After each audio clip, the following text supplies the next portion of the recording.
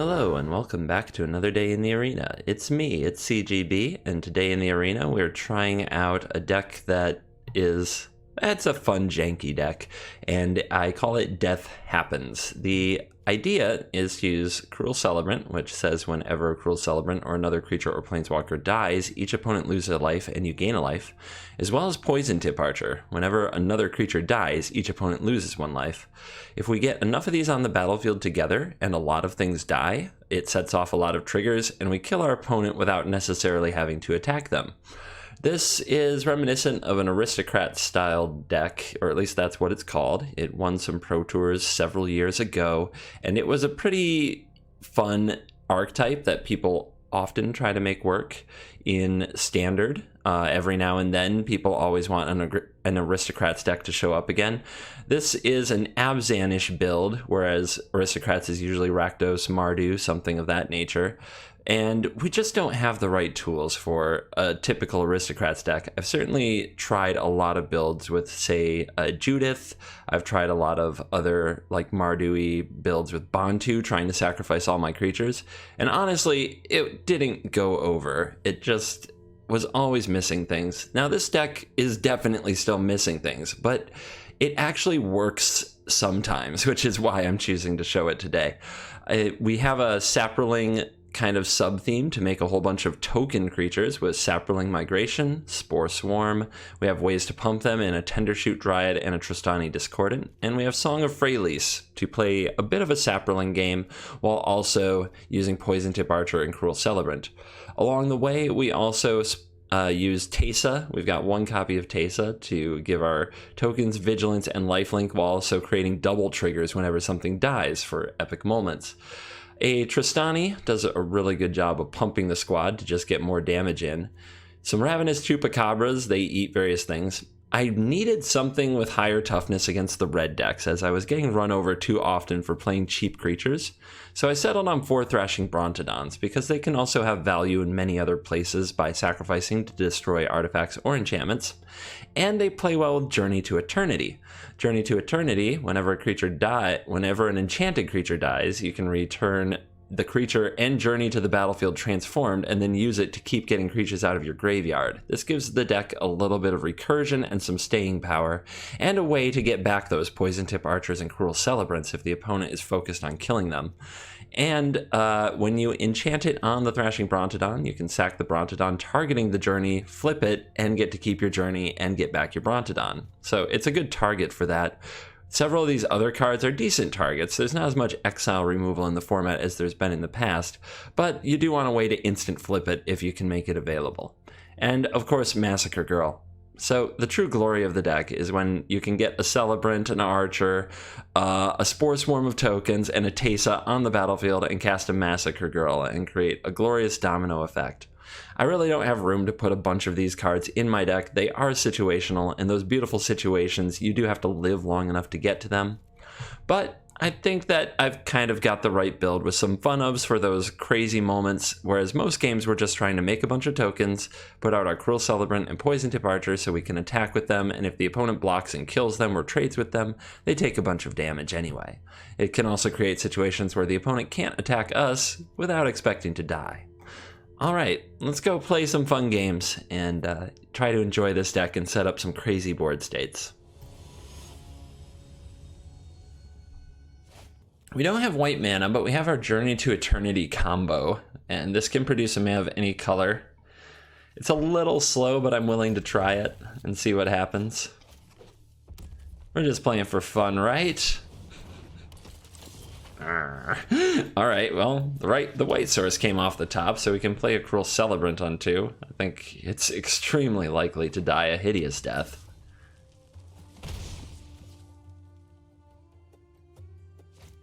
And the stage is lit. Is there another 1-drop? There's 2 3-drops. The opponent can only cast one of those next turn. So I suppose I should be grateful.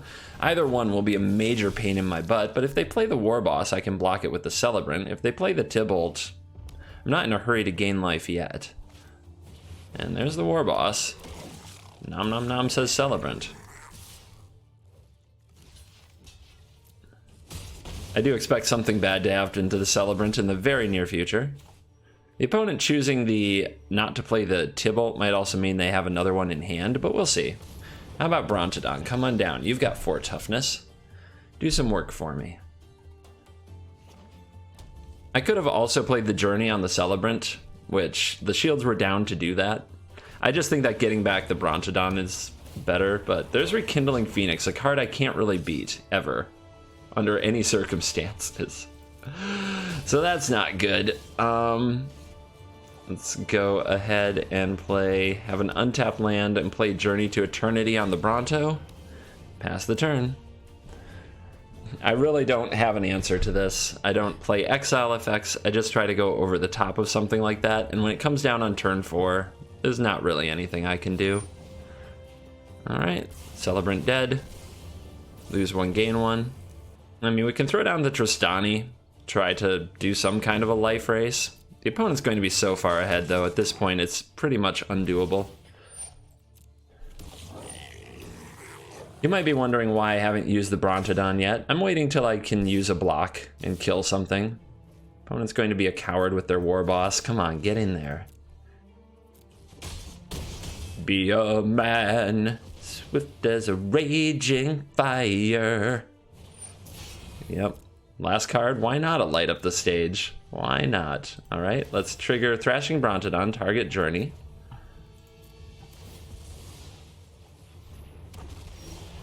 Brontodon returns. Let's go ahead and put Tristani down.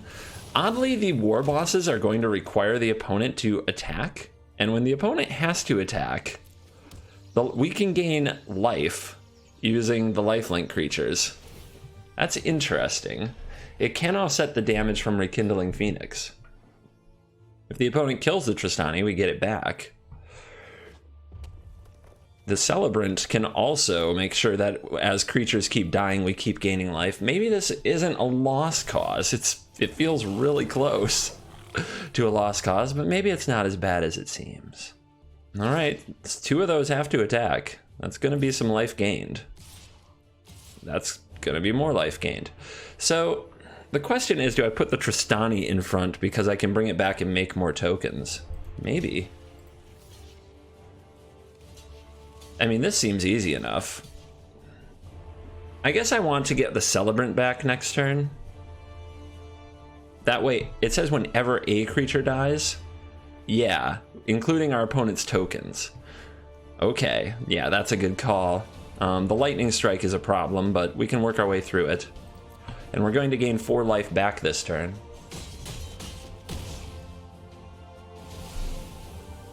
All right. Those Legion war bosses, I wonder when the opponent will figure out they should just be attacking with them so that they don't have these forced attacks anymore. Strikes face, jeez. That screams indecision. And we draw a Celebrant, that's even better. All right, your turn. Your stuff is going to run into me and die. We can also play a Spore Swarm at instant speed to create a bunch more blockers. So if the opponent decides to get frustrated and swing out, we've got to play. Light up the stage number 3. Red deck doing red deck things. But get those lands, buddy. I don't feel bad about your flood. I think most of us at this point think that a red deck flooding is just the way of... It's like nature trying to balance things. It's like in the new Godzilla movie. You know, nature will find a balance.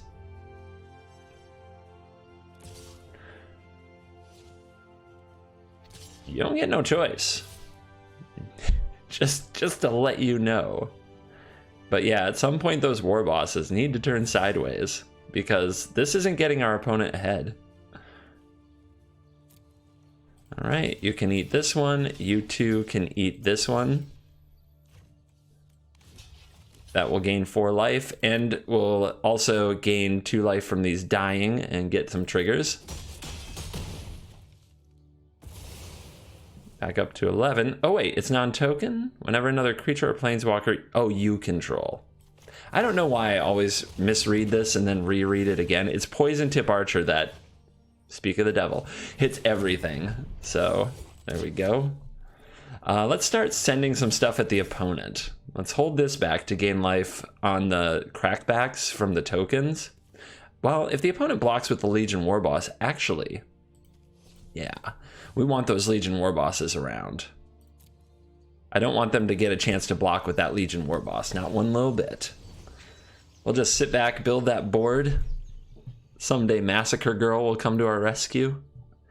Slaughter everything. The opponent says, nah. Nah. But all you had to do was attack with those war bosses. All you had to do was throw your war boss under the bus. Yeah, it's a keeper. All our colors and our plays. I feel like Tamiyo should have a Tamiyo avatar. Am I asking too much? At least you're friendly. God. 3 games, 3 red decks. Alright, Paradise Druid, come on down. It's got that hex proof. I feel like I'm just trading here. I don't have a ton to gain. And it just eventually trades with something else anyway. I may as well make light up the stage hard.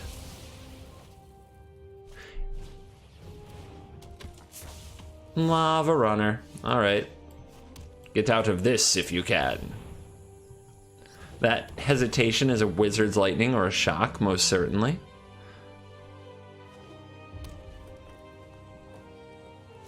And it's a Chain Whirler. Good. This means Journey to Eternity is going to resolve. I could also, like, play this land untapped and pay 2 life, but I'm not worried about it. Because, quite frankly, my opponent can't remove this Journey with a mono-red deck, and they're going to have to kill this anyway. I don't think I'm going to run into frickin' Rekindling Phoenix on turn 4 2 games in a row. I think they're going to have to get through on the ground. And they pass. Love it. So, we can play Song of Freyalise, Cruel Celebrant.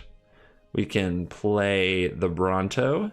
We can play the Song of Freyalise, and then use the Bronto to play a Bronto. The problem with that is this one's tapped, and the opponent can attack into it just fine. I think it's best just to have more Bronto. Why not? Make the opponent get through this. And after we do a blocking cycle, basically holding them back with this Brontodon, we can flip and get our Bronto back anyway. Oh boy. Are we going to have a Massacre? Well, we need a 1 toughness creature. Runaway Steamkin is that, but it doesn't get better. So the thing with the Runaway Steamkin is it's going to probably become a 2/2 if I try to play Massacre Girl. So we need a 1 toughness creature to really set the Massacre chain in motion. Oh my goodness. Do you like Brontodons, kids? I guess the 1 toughness creature I can get back is the Paradise Druid. I'm thinking about whether or not I want to use these Brontodons to also play, like, Cruel Celebrant. I think I'll just cast Brontodon number 3. And you see why I have these dinos in the deck, and we'll play this Song of Freyalise and get it ticking. So, the opponent's on the countdown now. I could tap these 2 Brontodons to play the Celebrant, but I don't like that. I think that the opponent will shock it, and then they'll attack, and they'll get a bunch of damage in. And I want to make damage really, really hard for them to do. There's a shock to my face. Here comes light up the stage, most certainly.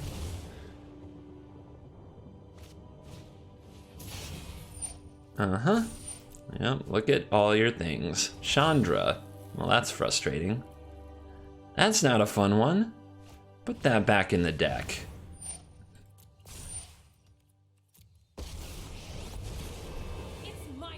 Well, we're going to have to figure out a way to get to that Chandra before it ultimates, because an ultimate Chandra can deal an insane amount of damage, and it happens pretty quickly, unfortunately. It does seem like Massacre Girl is the way to do it. Our opponent can activate the Steamkin, burn something. Look at, there we go. It's happening. Resolve. Resolve.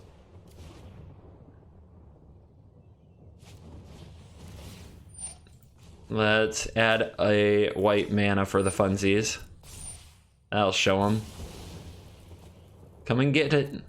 My dinos are ready. They still don't have good attack, so they're going to turtle up behind Chandra like cowards. All right, that's exciting. Let's see, 1, 2, 3, 4, 5. Oh, I'm a mana short of getting back the Paradise Druid and being able to use the Massacre Girl. I really need a 1 toughness creature. What does this say?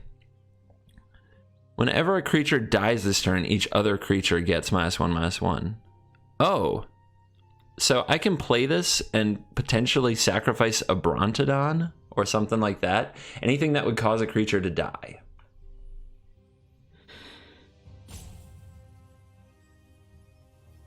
So I could put like Song of Freyalise on the stack. No, I can't play this at instant speed. This is complicated, but let's get these going.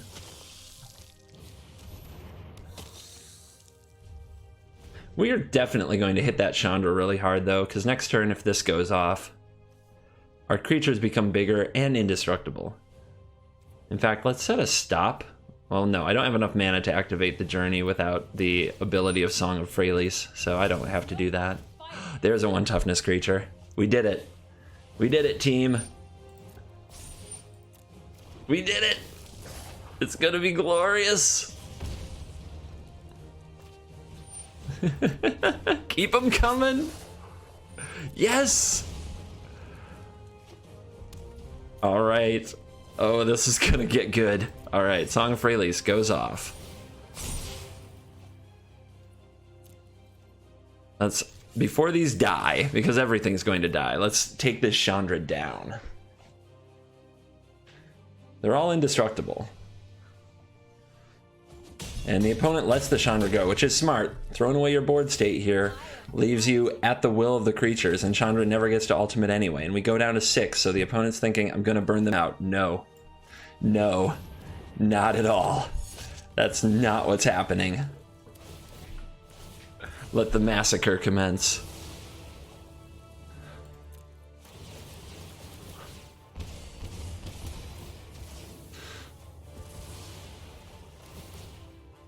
All right, dust settles. We still have a cave to get back our creatures. Our opponent has a young Pyro. Let's start beating them up with this Massacre Girl.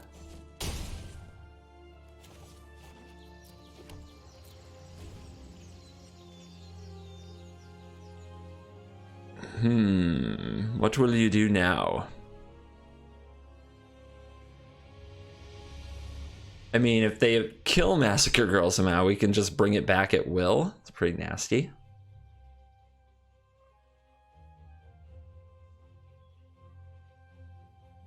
Also with the cave, you might be wondering what I'll get back. Will it be a Brontodon? I think it will probably be a Celebrant, as pretty much any point of life is a good point of life here. But if I get back a Brontodon, it's a 2-turn clock. So yeah, we'll try to turn up the beats. We'll get back the 3/4, attack our opponent with it, and the Massacre Girl, and have the ability to get another one. Slam, slam.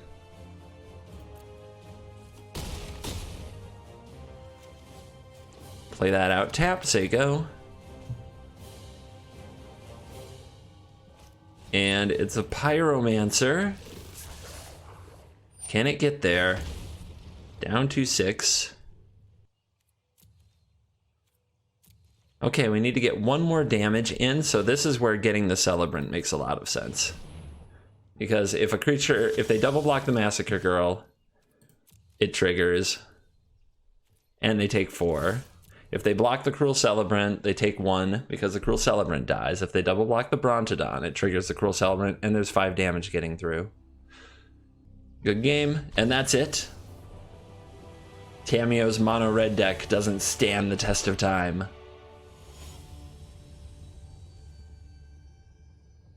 All right, so the classic Saproling Tendershoot hand. The kids go nuts for this hand. They think it's the bee's knees. They think Tendershoot Dryad is our Lord and Savior. All right. We've played 5 red decks. 1, 2, 3, 4, 5, 6 red decks. This is our 6th red deck, and we played 1 mono blue. This is what events have become. In case you're wondering out there, in case you have thoughts. about playing some good old fun Magic. I don't like running out the Spore Swarm into Goblin Chain Whirler, so we'll do it like this. Double Steamies. Fun. Alright. Tesa. That could be something. I doubt I'm ever gonna untap with a Tendershoot Dryad, you know what I mean? Ugh. It's kind of rough. So I can end of turn Spore Swarm, untap. Yeah, we'll just say go. The opponent's stuck on 2 lands. They might not get to do all their Steamkin shenanigans this game.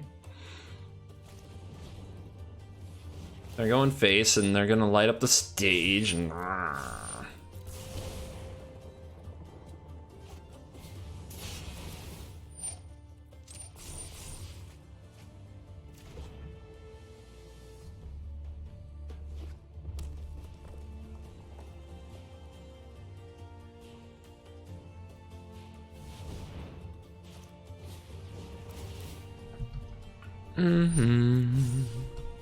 I'll just be over here letting this happen. It was impressive the first, like, maybe 10 times I saw it. Now nothing could be much more tedious.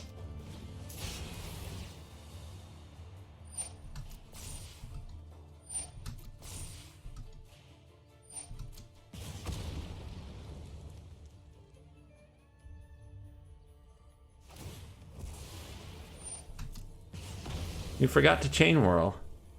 Jeez, what a scrub.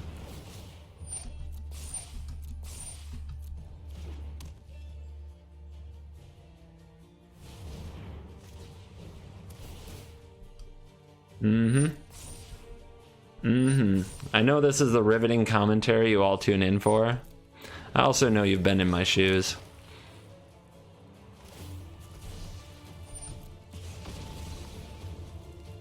This is turn 3, right? Yeah, because it started with Steamkin light up the stage. I think it's turn 3.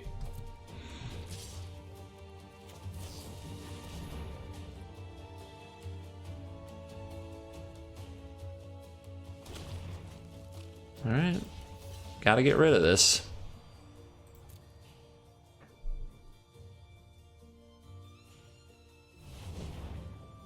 Got more burn spells on top of your deck?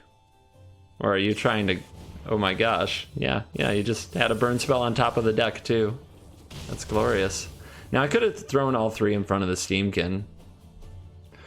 Honestly, that was risking one more than I should have. Oh my.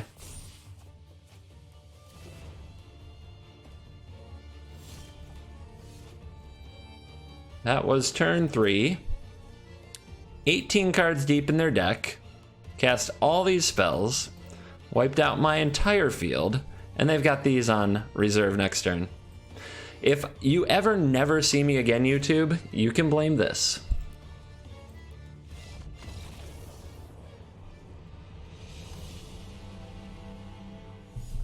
I don't know if my jank, I don't know if my soul can take playing jank, you guys. If I play it in regular play mode, I still get matched against tier 1 decks. They just scoop before I get to do anything cool. If I play it in a constructed event, well, you saw. I have to deal with that. I played 6 red decks in 1 mono blue deck with my Poison Tip Archer deck. I don't plan to give up. I plan to be back. I plan to play whatever tickles my fancy every single day. But if it means I have to build some anti-red decks and spank these events for a while, and they're a little bit spiky, I think you'll understand. Thank you for watching this video. As always, I will see you in the next video. Goodbye.